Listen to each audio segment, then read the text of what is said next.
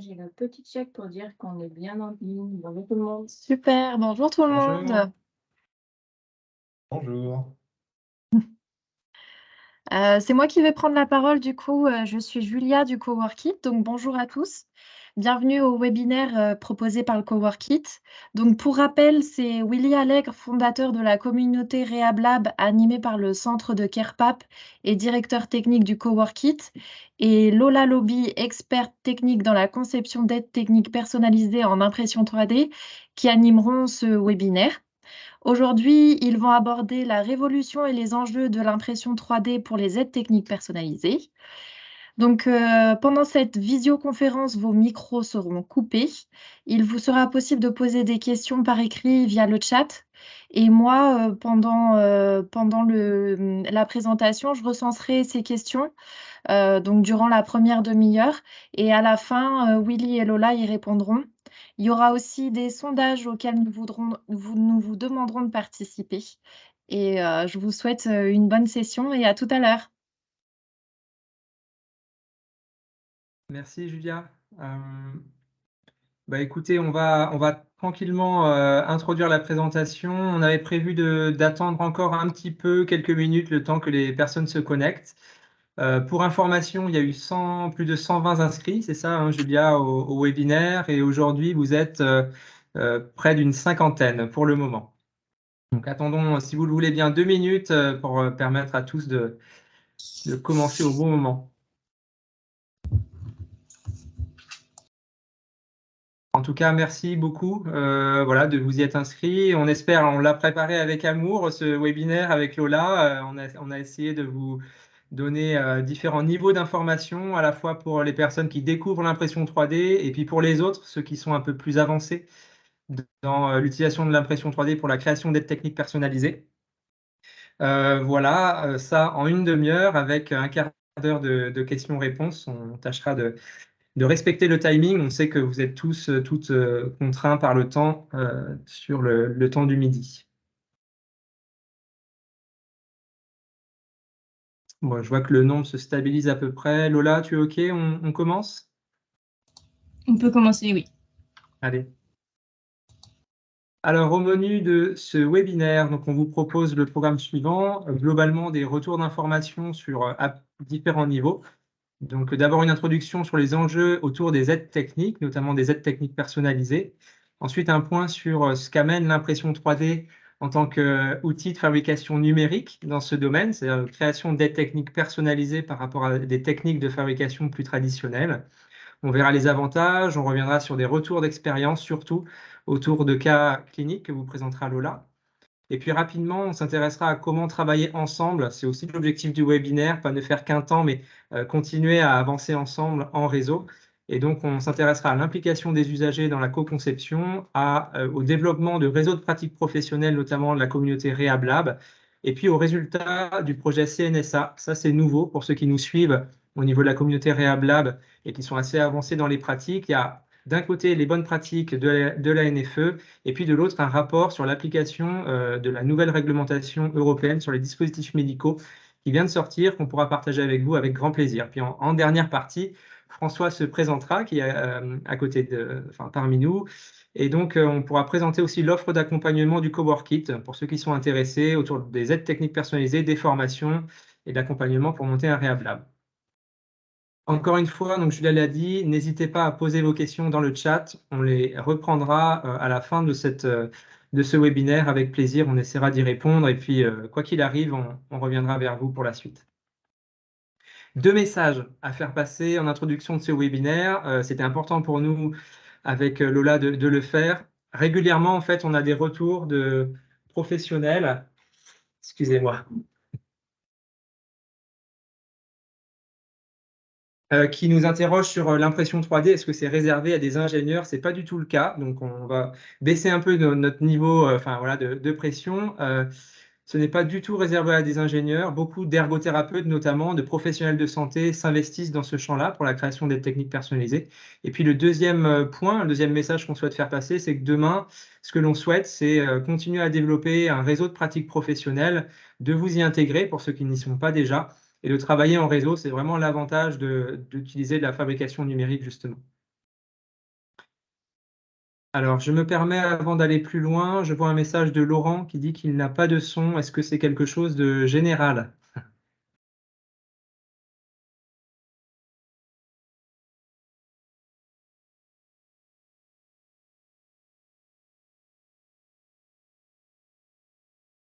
Ok, merci pour vos retours. Merci beaucoup. Ouais, super, ça participe, c'est top. Alors, une introduction sur... donc, Laurent, je vous conseille peut-être de revoir de votre côté sur l'activation des haut-parleurs. Introduction sur les enjeux autour des aides techniques. Très rapidement, vous connaissez certainement les chiffres autour des aides techniques, du besoin en aides techniques.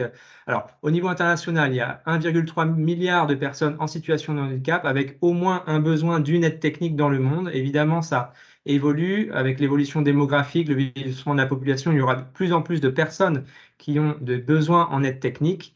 Et paradoxalement, il y a seulement 1/10 de ces personnes-là qui en ont effectivement accès dans le monde. On parle d'un marché spécifique, sous-développé, avec des coûts élevés, liés notamment à des productions de petites séries. Donc ça, c'est l'OMS qui nous le reporte. En Europe et en France en particulier, on relève un taux d'abandon de 30 à 40%. C'est le taux d'abandon 1 an après la première utilisation d'une aide technique, toute aide technique confondue. Donc, à ce constat d'échec, qui est relevé notamment dans le rapport ministériel de Normandie, que je vous invite à consulter si vous ne le connaissez pas, autour des aides techniques et de la grande réforme qui va être mise en place en France. Nous, on pense que sur un segment, évidemment, qui est bien plus petit, celui des aides techniques personnalisées, quand les aides techniques du commerce ne répondent pas suffisamment à des besoins spécifiques, on peut passer par de la création d'aides techniques personnalisées, notamment en impliquant les patients dans la conception, ce qui fait que ça pour nous, améliore l'utilisation, l'appropriation des aides techniques, et donc ça améliore ce constat in fine. De manière plus globale, autour de la santé, voilà, je vous invite à consulter, pour ceux qui souhaitent creuser le sujet, encore une fois, on n'aura pas le temps de développer ça, mais la courbe de Gartner, qui est une courbe d'adoption de l'impression 3D. Quelques informations clés qui est relevées dans ce rapport, c'est qu'aujourd'hui, là, en 2023, il y a un quart des dispositifs médicaux qui sont réalisés grâce à l'impression 3D. Alors, c'est essentiellement des prothèses, des implants chirurgicaux. Il y a quelques freins qui sont identifiés, liés notamment à l'éthique sur la place des usagers, la propriété intellectuelle. Et puis, ce qui est relevé aussi, c'est l'enjeu de la mise en conformité par rapport à la réglementation sur les dispositifs médicaux. On pourra y revenir tout à l'heure, notamment dans notre champ d'application. Voilà, simplement le message à faire passer autour de ça, c'est qu'il y a l'adoption par les entreprises autour du développement économique, et puis il y a aussi l'adoption par les professionnels de santé. Donc ce webinaire-là, il est vraiment plus à destination des pros, notamment des ergothérapeutes et ceux qui gravitent autour, dans les établissements, aussi en exercice libéral. Et nous, ce qu'on pense, c'est qu'il y a encore plein de choses à développer. On est encore dans ce début de ce courbe d'attente forte de l'impression 3D. Donc, il faut accompagner en fait les pratiques, informer et former aussi autour de ça. Lola?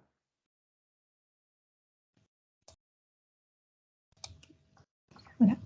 Alors, j'espère que vous m'entendez bien. N'hésitez pas à me le dire dans le chat si jamais il y a des soucis de son. Et là, on va commencer à parler tout simplement déjà d'impression 3D. Je suppose que certains d'entre vous sont déjà familiers avec cette pratique, ou ont déjà vu une imprimante 3D.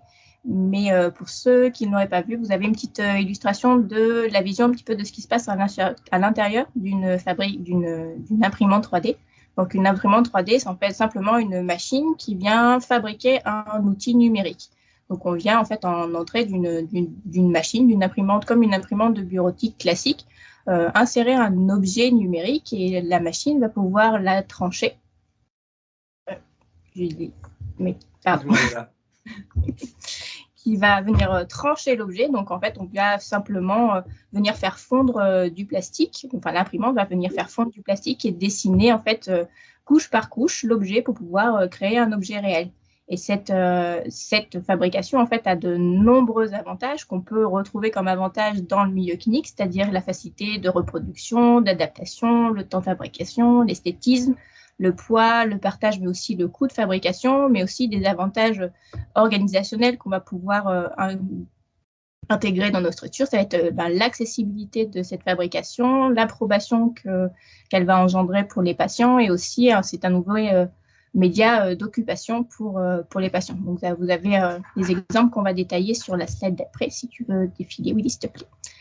Merci. Donc voilà. Donc principalement en fait ce qu'on va retrouver en premier avantage de l'impression 3D, c'est la reproduction. Donc vous pouvez le voir un petit peu en haut à droite de votre slide, un support de verre. Donc c'est un support de verre qui avait été fait en premier temps par exemple par un ergothérapeute, donc avec son patient dans l'idée voilà d'avoir un contre-appui sur le pouce pour pouvoir tenir son verre. Et cet objet-là qui avait été fait en séance d'ergothérapie, il fonctionnait très bien, mais il avait le désavantage que si, par exemple, cet objet-là était amené à casser ou à être perdu, il fallait forcément repasser par une prise en charge pour pouvoir le refabriquer. Et c'est vrai qu'en recréant ce même objet-là via l'impression 3D, en ayant conservé le modèle numérique dans le dossier du patient, ça permet simplement en fait de pouvoir le refabriquer facilement, soit dans sa Fab Lab, on aura l'occasion d'en reparler, ou alors venir le faire réimprimer en structure. Donc c'est un des premiers avantages de l'impression 3D, c'est sa facilité de reproduire des objets uniques qui ont été fabriqués une seule fois,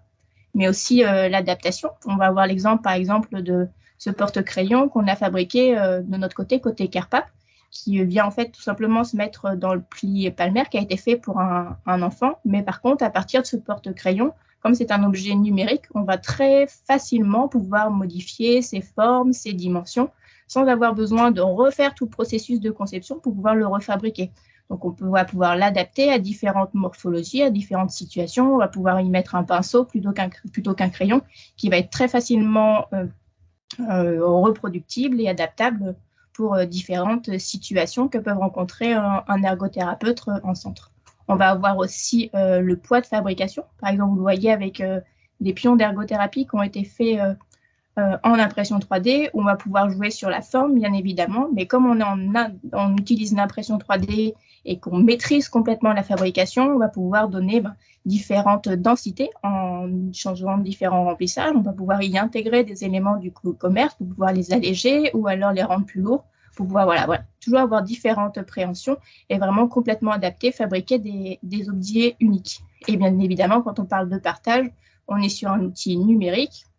Donc, bien évidemment qu'il est facile de pouvoir échanger ces fichiers-là entre structures ou alors entre ergothérapeutes pour pouvoir justement qu'elles soient utilisées dans différents cas cliniques et à différents endroits de la France. Pour une autre partie, on va parler aussi tout simplement de l'esthétisme, parce que c'est vrai que tout ce qui se peut se faire classiquement en ergothérapie, souvent nos collègues ergo, ça fonctionne parfaitement bien, mais il y a des fois un souci d'acceptation parce que pas forcément esthétique. Et vous pouvez le voir un petit peu sur la fourche Pokémon, c'est vraiment se dire que cet outil de fabrication de produits uniques, elle permet aussi de pouvoir à des patients de pouvoir complètement personnaliser. Donc, on va être à la fois dans de la personnalisation morphologique, c'est-à-dire que ça va complètement correspondre à la morphologie du patient, mais on va pouvoir aussi y intégrer des éléments de décoration où cette fourche, qui est une fourche pour pouvoir remplacer la manette du joystick, va complètement ne plus ressembler à une technique. On est plus dans, c'est pas un jouet, mais c'est un bijou, c'est quelque chose qu'on va avoir envie d'utiliser. Donc l'esthétisme a une grande part en fait comment dire, une grande importance dans l'idée de l'accessibilité, de l'appropriation et de médiation. Alors, pardon, je veux bien que tu reviennes avant, Willy, s'il te plaît. Donc, en termes d'accessibilité, un des gros avantages aussi, c'est que comme c'est un outil numérique, c'est un outil qu'on peut mettre à la main des patients. C'est-à-dire que à travers le logiciel informatique, les patients vont pouvoir eux-mêmes créer leurs aides techniques, participer à leur création, mettre de la matière sur les idées, pouvoir réutiliser les outils informatiques, adapter leurs outils informatiques justement pour pouvoir créer leurs propres aides techniques et aussi pour pouvoir, en termes de prise en charge d'ergothérapie, le voir comme un outil en fait d'occupation, à la fois pour pouvoir travailler tout ce qui va être visio-spatial ou alors l'outil à l'accès informatique.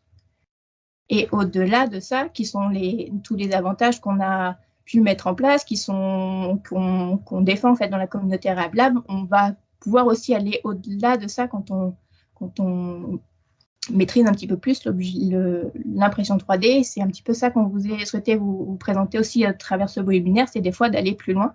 Par exemple, avec l'exemple de ces petites orthèses. Donc ça, c'est des orthèses qui étaient pour un très jeune patient brûlé. donc qui avait des besoins d'orthèse de flexion et d'extension, sauf que le souci que rencontrait son ergothérapeute, c'est qu'il était vraiment très compliqué de faire le moulage. C'était un tout petit enfant un petit peu moins de 9 mois, et du coup, c'était très compliqué voilà, de pouvoir faire le moulage, à la fois maintenir la main dans la bonne position, et on avait une orthèse qui correspondait bien, mais qui n'avait pas le bon angle de flexion. Donc l'idée, ça a été de récupérer l'orthèse qui convenait bien et pour pouvoir augmenter l'angle de flexion. Ce qu'on a vu, c'est qu'on a scanné en fait l'orthèse, donc l'orthèse qui ne convenait pas, l'orthèse que vous voyez en bleu, et on est venu recréer numériquement la flexion du poignet. Donc là, on est quand même venu rajouter 30 degrés de flexion pour pouvoir correspondre en fait à ce qu'avait demandé le médecin. Donc, vous voyez en fait la différence entre le scan de l'orthèse bleue et l'orthèse grise qui était fabriquée en filament flexible pour pouvoir répondre aux besoins à la fois cliniques, donc avec comme bénéfice tout simplement d'avoir une expérience beaucoup moins traumatisante pour l'enfant qui ne supportait plus aucun moulage, voilà, de contact de l'eau tiède était quand même compliqué pour lui, et à la fois d'atteindre l'angle de flexion maximale que désirait le médecin. Oui, si tu passais à la suite, s'il te plaît. Super. Alors là, on a un autre exemple voilà, d'où on a pu pousser un petit peu l'impression 3D dans ses limites et jusqu'au bout où on peut aller. Ça a été avec une boule de conduite, donc une boule de conduite sur mesure. Donc là, on touche à un élément stratégique et clé qui était assez compliqué à mettre en place voilà, d'un point de vue à la fois réglementaire et éthique, c'était de pouvoir créer un élément à la fois sur mesure, unique, mais qui était compatible avec la conduite automobile. Donc, on était en partenariat du coup avec l'équipementier automobile et l'ergothérapeute qui suivait la patiente. C'est la patiente qui avait une préhension très particulière parce qu'elle avait une morphologie de la main spécifique. Donc, on est venu en fait créer autour de son installation de conduite qu'elle avait, une boule spécifique. Donc, c'est ce qu'on voit, les deux fourches en bleu, qui ont été créées complètement à partir d'un moulage fait en silicone qu'on est venu recréer en polypropylène haute température et anti-choc, donc qui correspond totalement à ce que fait classiquement les équipementiers automobiles, mais en sur-mesure parce que imprimé en 3D et retravaillé avec son ergothérapeute. Donc, on peut aussi passer le palier de la phase pré-industrielle et d'utiliser dans la vie courante avec l'impression 3D parce qu'on peut accéder aussi avec ce modèle numérique à des techniques de fabrication très avancées en se connectant un petit peu plus que côté industrie que côté médical.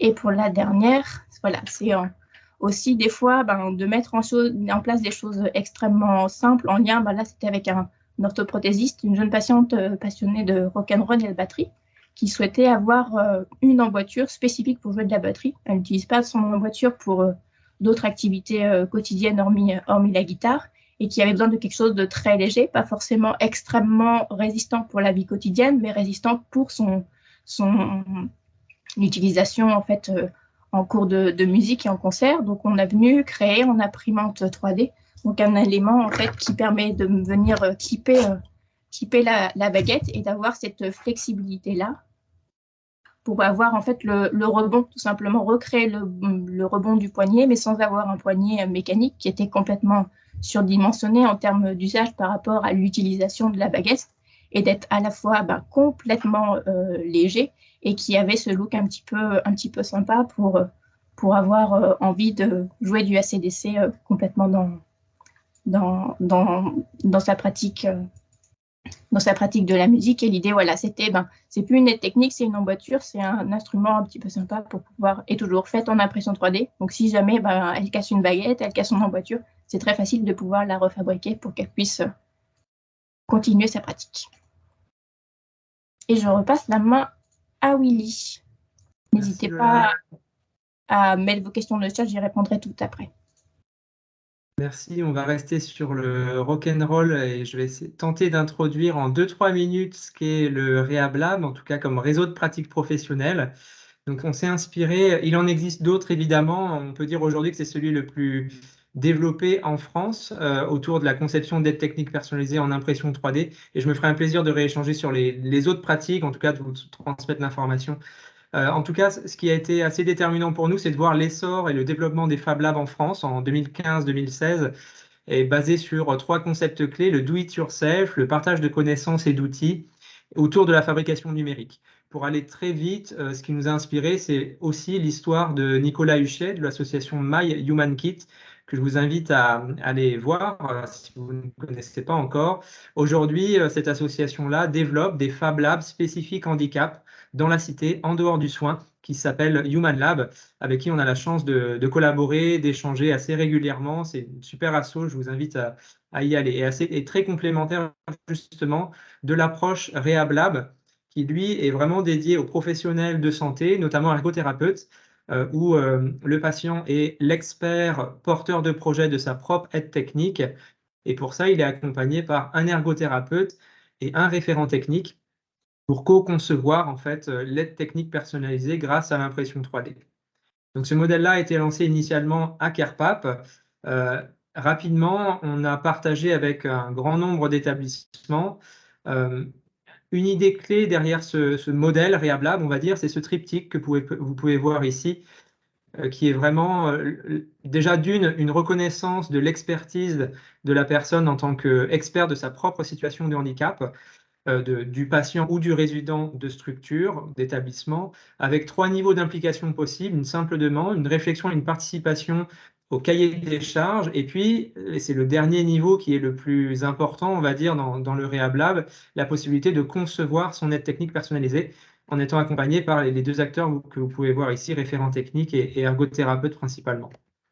Pour aller très rapidement, voilà aujourd'hui la cartographie, on va dire, des Rehab Labs en France et en Europe. Donc, il y a 37 structures qui ont été labellisées Rehab Lab. Je pourrais revenir dessus. Les conditions d'accès sont assez faciles en termes d'activité à remonter. En tout cas, ce réseau-là, il parle, en fait, il a une certaine visibilité qui regroupe plus de 2000 aides techniques co-conçues avec les personnes et impliquant, vous voyez, plus de 1400 personnes. Je vous invite, si ça vous intéresse, à aller voir le site rehab-lab.org. Vous le retrouverez tout à l'heure dans la présentation. Il y a des vidéos, il y a des informations sur cette communauté-là. Il y a la charte aussi de valeurs et d'organisation des Rehab Labs que vous pourrez consulter. J'en viens assez rapidement à des nouvelles informations à partager justement avec la communauté Rehab Lab et à d'autres acteurs qui œuvrent déjà dans ce champ-là. En fait, on a mené 2 projets européens qui ont permis de disséminer dans d'autres pays le Rehab Lab également, mais aussi un projet soutenu par la CNSA qui nous a permis de structurer justement ce réseau de pratiques. Ce projet arrive à son terme et donc il y a 2 publications qui peuvent être d'intérêt pour vous. La première, c'est un guide de bonnes pratiques qui a été porté par l'ANFE. Donc, qui est en cours de finalisation, qui va pas tarder à voir le jour. L'idée, c'est de donner des bonnes pratiques pour les professionnels en ergothérapie, surtout, on va dire, à des personnes qui débutent pour avoir un premier niveau de connaissances partagées. Et puis, le deuxième document, c'est un rapport qui vient de sortir, produit par le Coworkit, autour de l'application, vers une application de la réglementation européenne relative aux dispositifs médicaux, spécifiquement dans le cadre des aides techniques personnalisées. Je pourrais revenir dessus si ça vous intéresse. Aujourd'hui, vous pouvez faire la demande de ce rapport-là sur le site du Rehab Lab, et on reviendra là-dessus si c'est d'intérêt pour vous. En tout cas, on pourra vous l'envoyer. Et puis, la troisième information à partager, je m'arrêterai là, c'est que, vous voyez, le fait qu'il y ait un réseau qui se soit développé, ça permet de rendre visibles ces pratiques-là de co-conception d'aide technique personnalisée en impression 3D. Et donc, il y a un intérêt qui a été signifié par le ministère de la Santé, cabinet personnes en situation de handicap aussi, pour étudier en fait une généralisation de ce type de pratique en France. Alors, il y a un certain nombre d'enjeux et de verrous à lever, juridiques, réglementaires, économiques notamment, qui seront traités là, au courant de l'année 2023-2024. Et donc, on vous tiendra informé évidemment de la suite avec plaisir. Alors pour la suite, on va prendre quelques minutes puisqu'on a régulièrement, en fait, depuis, là je prends la casquette Kerpap avant celle de Coworkit, depuis 6 ans maintenant, plus de 6 ans, on a régulièrement des demandes sur comment faire, comment être accompagné, etc. Aujourd'hui, on est très content, fier aussi de pouvoir vous dire qu'on a structuré une offre de services, d'accompagnement pour les établissements, notamment pour les ergothérapeutes, mais ceux qui gravitent autour des aides techniques personnalisées. Qui est assez, qu'on va tenter de résumer avec François notamment. La voici résumée ici. Donc, il y a une première possibilité pour vous impliquer dans la communauté Rehab, c'est de vous inscrire à la newsletter, au moins de recevoir l'information. Vous pourrez être tenu, par exemple, des prochains webinaires qu'on proposera sur la thématique de l'impression 3D portée par le Coworkit. Voilà, c'est un premier niveau déjà pour vous. Puis ensuite, sur l'offre de services d'accompagnement du Coworkit, ben, vous pouvez, pourquoi pas, essayer en commandant une aide technique personnalisée pour votre patient que vous accompagnez.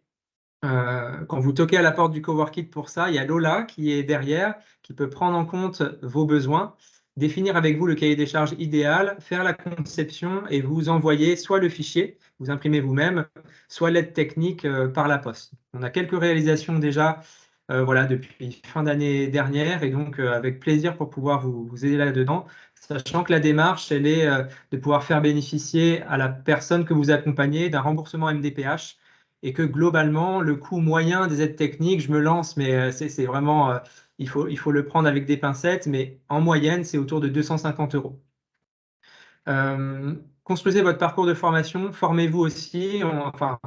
On peut avancer seul et apprendre tout seul, c'est sûr, mais on a proposé un certain nombre de formations. Je vais essayer de les décrire tout à l'heure. Et puis, vous pouvez être accompagné aussi. On peut prendre du temps pour vous aider à monter votre propre espace Rehab Lab dans votre structure. Alors, dans la suite de la présentation, je vais essayer de vous présenter rapidement l'offre et on pourra y revenir avec plaisir.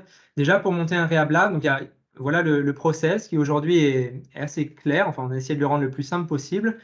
Donc, vous pouvez faire la demande de la checklist pour voir si vous avez toutes les cases cochées pour devenir Rehab Lab de fait.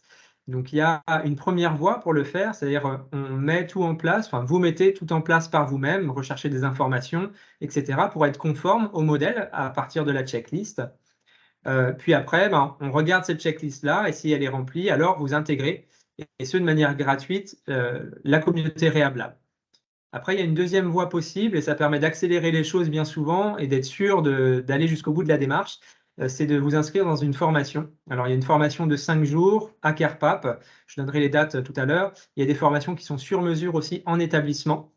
Donc, on pourra vous en dire plus. Et puis, la dernière branche, c'est pour aller un peu plus vite. On peut aussi dédier du temps, en plus de volet formation, du temps d'ingénierie pour vous aider à monter votre projet. Dédier le bon espace, choisir la bonne imprimante 3D, les matériaux, définir le budget, etc. Tout ça, ça prend du temps et on peut vous accompagner dans cette démarche. Alors, sur les formations, nous avons développé un parcours de formation voilà, à différents niveaux. Il y a une première approche pour découvrir l'impression 3D. Il y a le programme Rehab Lab qui dure 5 jours sur site, c'est-à-dire à Carpap. Il y a une formation avancée également qui est proposée, et ça, c'est tout nouveau, où on va pousser un peu plus au niveau de la conception, notamment l'utilisation du scan, de la rotopologie. Pardon, je vais illustrer avec quelques diapos justement. Donc, il y a le programme Rehab Lab, donc, qui se tient à Carpap, avec les objectifs de maîtriser l'impression 3D d'un point de vue technique et d'aboutir à la fin de ces 5 jours-là à un vrai plan d'action. La dernière journée est vraiment dédiée à comment j'implante un Rehab Lab dans ma structure. Et donc, on va réfléchir à tous les volets pour pouvoir le mettre en place. Pour votre information, mais vous aurez les programmes avec les liens, enfin, si vous en faites la demande à la fin du webinaire. Il y a une deuxième session cette année qui a lieu du 12-13 octobre, puis du 20 au 22 novembre, donc en 2 temps. Vous voyez, en distanciel et en présentiel, où il reste des places pour vous y inscrire pour information. Ça, c'est nouveau, une formation avancée. Donc, on va ici aborder, en présence de Jérémy Beignet, qui est dessinateur 3D, les technologies du scanner 3D, de la rotopologie, des techniques de sculpture aussi, donc retravail du mesh, de la réduction polygonale, etc. Tout ça pour maîtriser l'utilisation d'un scan pour la création d'aides techniques personnalisées, d'un scan entre autres, et puis des paramétrages avancés des imprimantes. Donc ça, n'hésitez pas aussi à nous dire si c'est d'intérêt pour vous. On pourrait lancer une session avant l'été, par exemple, pour la prochaine session 2023 en tout cas. Pour votre information, on a pu lancer depuis 2 ans maintenant un diplôme universitaire en collaboration avec l'Université de Bretagne Sud qui porte ce DU avec toute son expérience d'avoir lancé il y a plusieurs années maintenant un DU. Ici, c'est le seul DU en France spécialisé santé et handicap à comprendre autour des aides techniques en lien avec, on va dire, le champ de la MPR, médecine physique et réadaptation. Ici, c'est un bon moyen. Alors, c'est un sacré investissement, 90 heures à passer, 5 sessions, avec majoritairement du présentiel à Lorient, mais un bon moyen pour vous d'acquérir un socle de connaissances techniques, scientifiques, et puis faire valoir surtout un diplôme universitaire à la clé.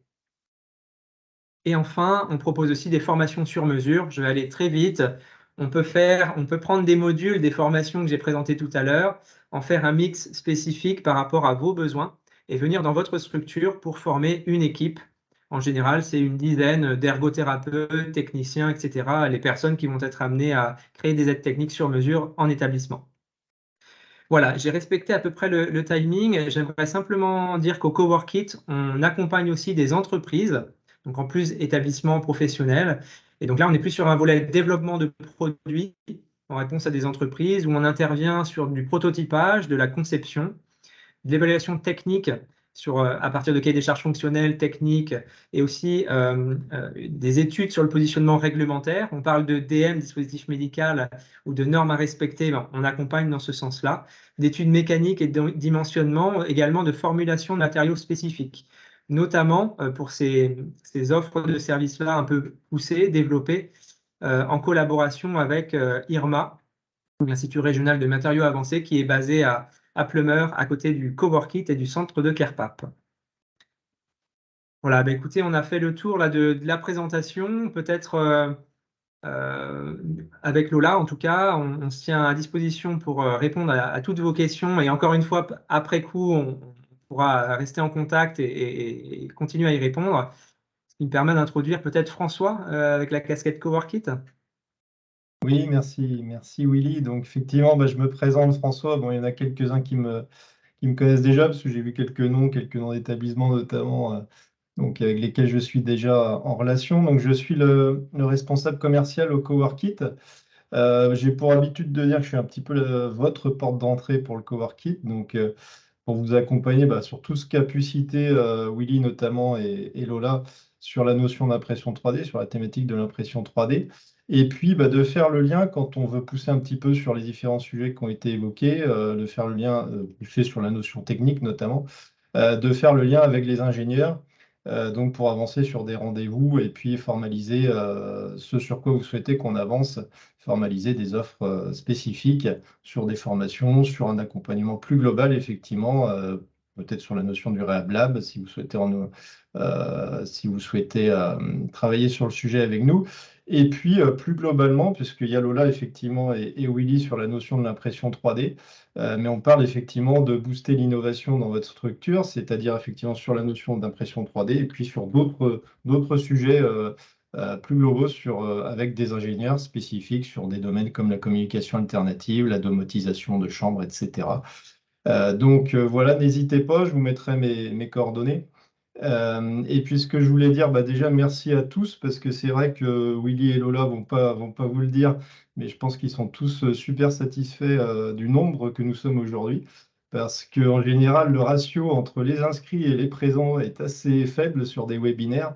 Et là, aujourd'hui, je pense qu'on a la chance de vous sentir super concernés par le sujet, parce que on a plus de 80 participants sur un peu plus d'une centaine d'inscrits, donc c'est top. Et à votre disposition en tout cas. Juste une petite chose, n'hésitez pas aussi à nous suivre, parce qu'on aura d'autres webinaires qui se feront dans les prochains mois. Donc n'hésitez pas, on vous communiquera au travers bien sûr, de ce qu'on a déjà fait, au travers de mails et autres. Mais n'hésitez pas à vous connecter sur nos réseaux, LinkedIn, Facebook, etc. Voilà, et puis on vous invite avec Lola à répondre à à répondre à la petite question qui vous est posée là sur le sondage, à savoir si vous souhaitez plus d'informations sur l'un des points évoqués par Lola, et on reviendra vers vous bien évidemment sur tous ces sujets. Je pense que c'est le moment peut-être des questions. Merci François, oui. Julia, est-ce qu'il y a des questions que tu peux nous remonter? Oui. Ouais. Alors, c'est OK pour toi, Lola? Oui, excuse-moi. Oui, j'ai au total 8 questions exactement. Donc, ce que je vais faire, c'est que je vais les prendre par ordre d'arrivée dans le chat. Donc, j'ai une question de Myriam. Est-ce que le fichier STL est également transmis aux patients?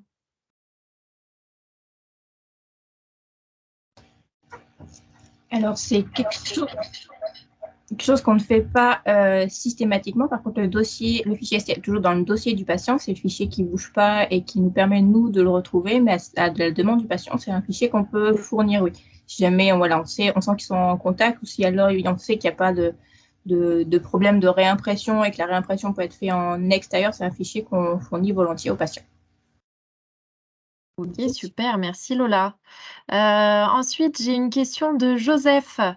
Quel outil de scan, création, modification 3D utilisez-vous? Alors, en termes de scanners, on a plusieurs scanners en fonction des professionnels de santé qu'on accompagne. On a un A-scan, on utilise aussi la photogrammétrie et des scanners plutôt tournés orthoprothèse. En rectification, on utilise plusieurs logiciels, essentiellement ZBrush, Blender et Mesh Mixer pour la version gratuite. Je ne sais pas si ça répond à votre question, mais globalement, tous les logiciels de sculpture numérique plutôt pour retravailler le scan. On retravaille aussi le scan avec Fusion 360 pour pouvoir, voilà, des fois impliquer le patient sur un logiciel un petit peu plus didactique. Et si je peux me permettre de compléter, Joseph, merci beaucoup de ta présence. Avec plaisir pour échanger de Joseph vive te voix sur ces sujets. remercie, Lola, donc c'est que ta réponse doit lui convenir. Ensuite, je passe à Cyriac. Avez-vous des supports de présentation pour les patients de l'intérêt de l'impression 3D pour fabriquer des aides techniques? Il indique qu'il pense aux personnes qui ne connaissent pas du tout l'impression 3D. Alors, comme vous pouvez le voir sur l'inscription à la newsletter, en fait, il y a une plateforme web qui existe, c'est la plateforme RehabLab que je vous invite à aller consulter si vous n'êtes pas déjà inscrit à la newsletter pour avoir des exemples de tout ce qui se fait en impression 3D déjà, et puis d'exemples des aides techniques qui ont déjà été faits par toutes les structures qui participent au réseau. Ça peut donner une idée de ce qui est possible et de la façon de les personnaliser. Il y a aussi quelques articles sur justement la personnalisation, globalement l'impression 3D. Donc, je vous invite à aller voir sur la plateforme RehabLab et puis de revenir vers nous si jamais vous avez besoin de compléments d'information ou de présentation aux équipes, c'est possible aussi. Je vous ai mis juste pour information le lien vers le site du RehabLab. Alors, je vois qu'il y a des questions qui arrivent au fur et à mesure. J'essaie de les recenser également. Joseph qui demande, intégrez-vous parfois des éléments plus solides, lame, métal, carbone, pour rigidifier vos créations? Alors oui, on intègre un petit peu tout ce qui est possible et imaginable dans de l'impression 3D, donc que ce soit les éléments autour de la technique, par exemple si on va faire un manche de couvert, tout simplement un couvert, mais aussi des aimants, des fois des éléments pour rigidifier. Par exemple sur l'orthèse qu'on vous a présenté un petit peu plus haut, elle n'a pas été utilisée, mais il y avait un logement pour pouvoir mettre une baleine métallique, pour pouvoir la rendre un petit peu plus rigide si le TPU ne suffisait pas. Donc, ça fait partie des choses qu'on intègre et qu'on voit en formation avancée, qu'on ne présente pas toujours forcément tout de suite aux patients, mais que nous, côté Coworkit, on développe pas mal pour les besoins des fois techniques. Donc, lame carbone, on l'a eu fait une fois pour une orthèse, justement. Et sinon, des éléments mécaniques ou des éléments pour renforcer, c'est souvent en fait que voilà, on prend un élément du commerce et on vient l'adapter. Donc la structure reste des fois métallique. Et essentiellement sur les orthèses par exemple de conduite ou tout ce qui a un petit besoin de rigidité dans lequel on a vraiment besoin d'une âme métallique et d'une structure dans lequel les calculs d'effort vont être simplifiés et dans lequel on vient rajouter la partie adaptation en impression 3D par-dessus. Donc oui, ça fait partie des choses qui se font très bien et qu'on conseille justement de faire. Je m'excuse, Willy, je crois que je t'ai coupé tout à l'heure. J'avais mon son coupé, donc je ne me suis pas rendu compte. Je ne sais pas si tu voulais intervenir du coup. Non, tout va bien, Julien, merci. Ok, excuse-moi. Ok, donc je continue. Mélia, pour les joysticks de fauteuils roulants, comment gérer la partie réglementaire? Faut-il se rapprocher des fabricants de fauteuils roulants comme vous l'avez fait pour la boule de conduite avec les industriels? Alors, c'est une très très bonne question. C'est justement le sujet qui a été traité dans j'ai perdu le nom. Le document Le sur rapport, la classification, c'est justement la mise en place de la réglementation à faire pour les aides techniques, pour les embouts de joystick. Sinon, d'un point de vue opérationnel, globalement, il faut considérer que l'impression 3D, c'est un nouvel outil. Donc voilà, que vous choisissiez la fourche en thermoformable ou en impression 3D, vous êtes tenu aux mêmes obligations. Donc, c'est vraiment considérer l'impression 3D comme un outil de fabrication en plus. Certes, si d'un point de vue visuel, ça a l'air d'être un produit fini, d'un produit du commerce, on se pose plus de questions, mais c'est vraiment les mêmes questions qu'il y a à se poser pour n'importe quel élément que vous fabriquez.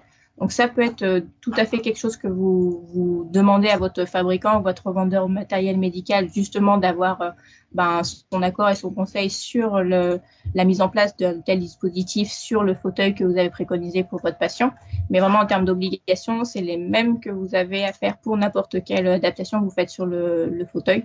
Donc, je vous invite à la fois à vous demander de télécharger la doc sur la mise en place de la réglementation et aussi de demander conseil à vos revendeurs et impliquer vos patients dans la question. Pour compléter la réponse, le rapport ne vise pas à expliquer étape par étape exactement tout ce qu'il faut mettre en place, dossier technique, le SMQ, système de management de la qualité. Par contre, ça donne quand même des bonnes pratiques, on va dire, à un premier niveau, notamment pour des ergothérapeutes, de traçabilité, de suivi de l'aide technique, de définition des process, quand je fais de l'impression 3D, quels matériaux j'utilise, etc., quelles normes. Voilà, on a essayé de faire le côté cowork-it le plus synthétique possible. Et effectivement, c'est autour de l'aide technique fourche-fauteuil qu'on a essayé d'illustrer la démarche, notamment Laure Zimba chez nous. Merci Willy. Alors, je continue. Prochaine question. Joseph, pourriez-vous donner quelques éléments sur comment vous gérez la partie éthique, assurance, sécurité, responsabilité sur les aides techniques fabriquées? Alors, c'était une question qui était par rapport à l'aide technique de conduite, je crois, c'est ça, Julia? Joseph, si vous êtes encore là, si vous pouvez nous valider que c'est bien par rapport à l'aide technique de conduite, je pense parce que ça faisait suite à la la question à laquelle tu viens de répondre. Et c'est tout simplement, là, ça a été vraiment une discussion en termes de cahier des charges poussé, mais en ayant à la fois dans la discussion le patient, ce qui ne convenait pas sur son installation actuelle, et avec l'équipementier automobile qui avait conçu le premier système. Donc voilà, ce qu'il y avait eu à mettre dans la balance, c'était que le système actuel ne convenait pas, engendrait des douleurs et du coup voilà, toujours la balance bénéfice-risque de devoir créer une nouvelle aide technique. Donc forcément, on fait les choses toujours au mieux en se disant que voilà, dans l'idéal, il y a forcément des choses qui manquent, mais l'idée c'était voilà, d'avoir d'un point de vue technique, répondre aux toutes les exigences que demandait le fabricant, l'équipementier automobile. Donc comme il l'avait fait les deux dernières boules, donc avec un matériau résistant à la chaleur, des contraintes d'effort avec des minimums de matière qu'on a respectés, et à la fois un système d'attache qui correspondait exactement et qui venait vraiment se mettre comme un accessoire de ce qui existait déjà. Donc vraiment dans l'idée de à la fois d'un point de vue mécanique structurel, d'être ce qu'on fait en tant que métier d'ingénieur, d'avoir la meilleure conception possible et la plus optimisée par rapport au cahier des charges pour qu'en fait le bénéfice d'avoir cette boule de conduite faite en 3D corresponde à la fois techniquement, à la fois aussi médicalement, et qu'on puisse répondre un petit peu. Donc l'idée c'est de déjà avoir un cahier des charges très bien établi sur ce qu'il faut respecter d'un point de vue technique avant tout, mais aussi d'un point de vue réglementaire pour que la personne qui le préconise soit elle couverte par son activité professionnelle, tout simplement. Ok, merci Lola. Du coup, tu réponds à la question qui avait juste après posée par Téchen, qui du coup disait que la partie réglementaire était particulièrement problématique pour le CHU de Toulouse.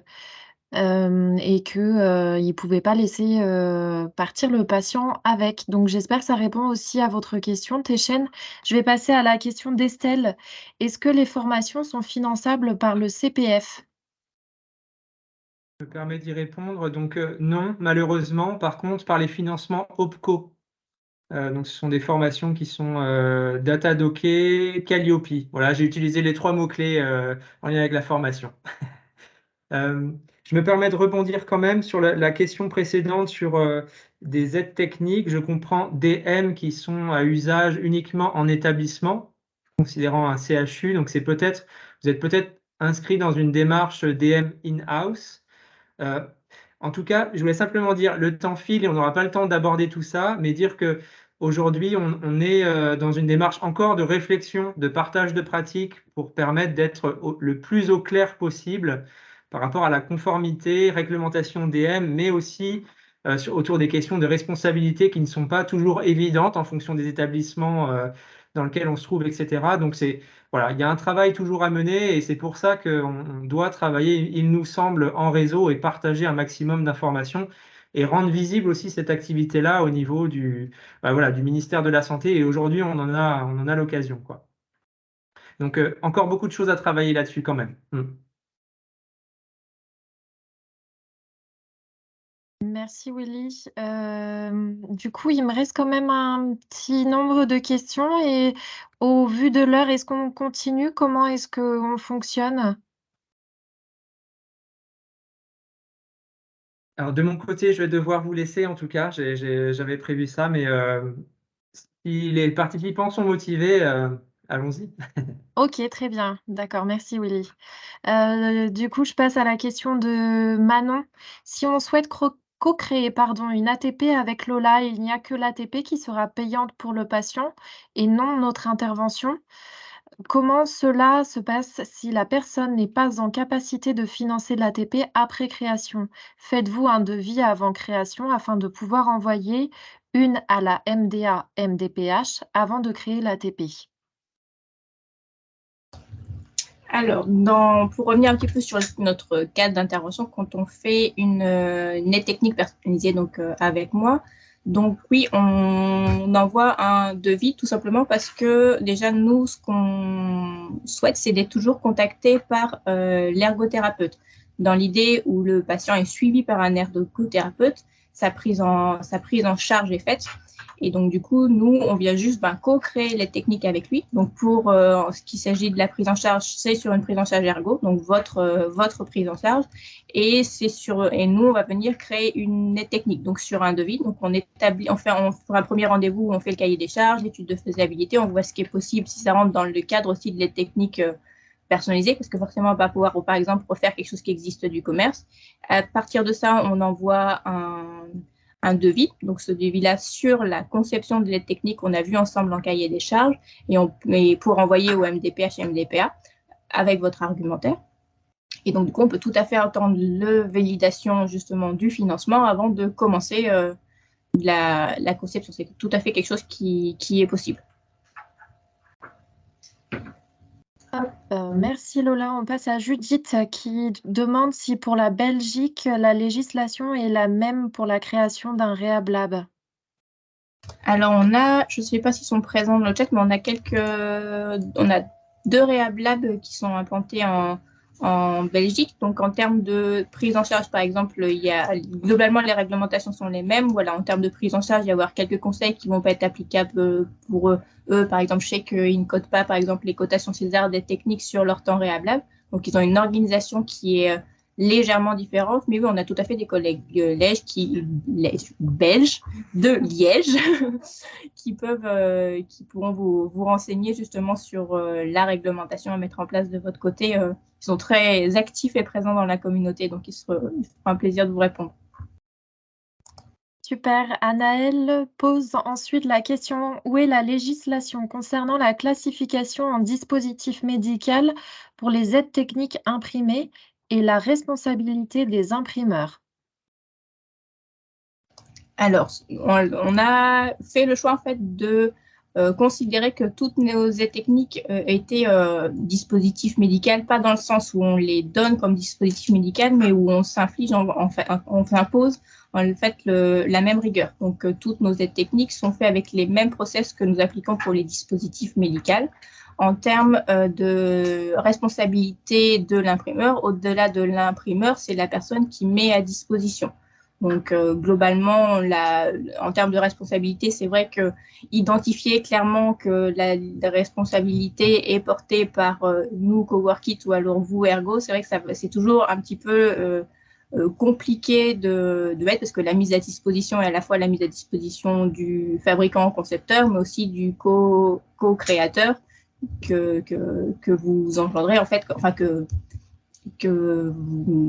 pas que vous engendrez, mais que vous endossez en tant qu'ergothérapeute ayant argumenté cette aide technique. Donc, en termes de...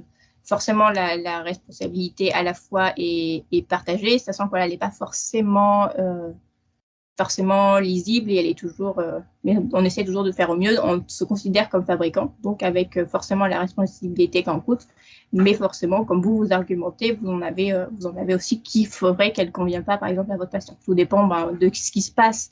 Est-ce qu'il y a besoin de venir, est-ce que c'est une mauvaise utilisation? Est-ce que c'est un défaut de fabrication? Voilà, la responsabilité forcément est partagée en fonction du défaut qui peut venir.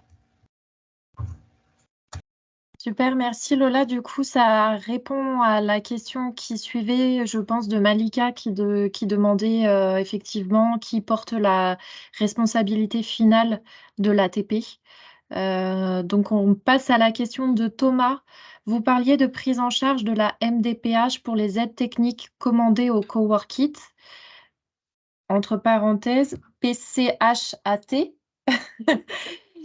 Faut-il que les aides techniques répondent à des normes, réglementations, labels pour être éligibles? Alors oui, elles peuvent être argumentées PCH aide technique, juste du coup. Donc, pour faire la traduction pour Julia. Donc, prestation compensatoire du handicap pour les aides techniques. Et non, on n'est pas inscrit dans une ligne LPPR parce qu'on se considère comme dispositif médical sur mesure. Et c'est le sur mesure qui est très important à la fois pour pouvoir nous concevoir des aides techniques, c'est-à-dire qu'il n'y a pas de ligne LPPR avec un budget dédié en face, mais on est en fait dans la liste avec possibilité justement d'échec de remboursement parce qu'on est dans ce cadre-là justement de pas de ligne LPPR à côté. Donc forcément, il y a des risques que la prise en charge ne soit pas acceptée par la MDPH MDA, même si on est en discussion, surtout dans notre région, avec justement les responsables de ces MDPH MDA pour les convaincre bien sûr de bien fonder, de pouvoir rembourser et argumenter ce type d'aide technique-là. Merci Lola. Du coup, Malika, ça répond peut-être à la question que vous aviez posée ensuite. N'hésitez pas à remettre dans le chat s'il vous manque des éléments, mais la question que vous posiez, je pense, correspondait à la réponse que vient de donner Lola. Donc, je vais passer à la question de Hippomène qui demande comment poursuivre la fabrication d'une ATP lors de la sortie d'un patient à l'hôpital, peut-être en lien avec les ESMS. Alors, pour le coup, je donne mon joker. Je ne sais pas ce que c'est qu'un ESMS. Mais par contre, nous, c'est vrai on a toujours le besoin d'avoir un ergothérapeute dans la boucle. Donc, l'ergothérapeute, par exemple, qui suit le patient en suite de structure, donc que ce soit l'ergothérapeute du SRIPS ou un ergothérapeute libéral, peut tout à fait nous contacter pour pouvoir poursuivre la co-conception avec le patient. D'un point de vue, sinon, d'organisation, si vous faites partie d'un Rehab Lab, vous pouvez toujours réouvrir une hospitalisation pour une aide technique et qui serait une aide technique Rehab Lab. Et sinon, en dehors un petit peu des clous, c'est quelque chose qu'on est en train de mettre en place, mais c'est faire le lien avec les Human Labs, donc porté par Nicolas Huchier, pour pouvoir concevoir des aides techniques, mais voilà, sans ce regard professionnel de santé qui voilà, est un petit peu important pour nous et du coup on sort complètement de la prise en charge, PCH, ce genre de choses avec le rôle de l'ergo, mais ça peut aussi quelque chose qui est possible, c'est justement de mettre la main un petit peu à l'impression 3D à la main des patients pour qu'en dehors de la structure puissent concevoir pas forcément des aides techniques, mais d'autres produits en ayant cette sensibilité-là à l'impression 3D et à la personnalisation. Merci Lola. Du coup, on a Nelson qui nous a et d'autres personnes qui nous ont indiqué ce que c'était un ESMS, établissement et service médico-social. Voilà. Et dernière question pour l'instant avec Anaëlle qui demande si dans le cadre d'une co-création au sein d'un CHU, ergothérapeute ferme d'imprimante 3D, peut-on considérer que la responsabilité juridique de l'impression d'une aide technique personnalisée est couverte par l'assurance professionnelle de l'ergothérapeute? Et ensuite, elle rajoute avec une valorisation PMSI, entre parenthèses, de T2A.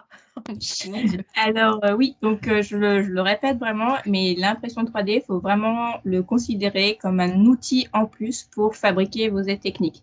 Donc votre assurance professionnelle, elle couvre à la fois que vous fassiez une orthèse en thermo ou un manche de couvert en mousse plastazote ou alors un guitois en impression 3D, c'est vraiment la même chose. C'est vraiment votre savoir-faire qui fait la conception de l'aide technique et qui le rend médical. Et c'est pour ça en fait qu'elle peut être valorisée PMSI, c'est-à-dire que votre temps de création d'aide technique sur le logiciel avec le patient peut être considéré comme un temps de conception des techniques, il peut être considéré comme un temps de modification si jamais vous avez besoin de le poncer, de le rectifier, de l'imprimer.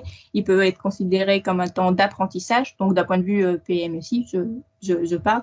Donc toutes ces cotations peuvent être valorisées César et doivent l'être pour justement que cette pratique soit considérée dans les structures comme vraiment un outil de fabrication d'aide technique et pas quelque chose en plus d'un laboratoire qui viendrait être accolé à la structure. C'est vraiment quelque chose qui doit être intégré au même titre que le thermo, que le scratch et que tous les dispositifs en fait, classiques de fabrication que vous utilisez au quotidien.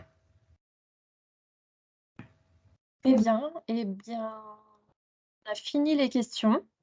Donc, en tout cas, je vous remercie pour l'intérêt que vous avez porté, toutes les questions qui ont été posées. Comme François l'a évoqué, n'hésitez pas à prendre contact avec lui, à nous suivre sur les réseaux, notre page LinkedIn et Facebook, Coworkit. On aura d'autres webinaires qui seront proposés via également les newsletters. Donc, à bientôt et bonne fin de journée à tous. Bonne fin de journée, à bientôt.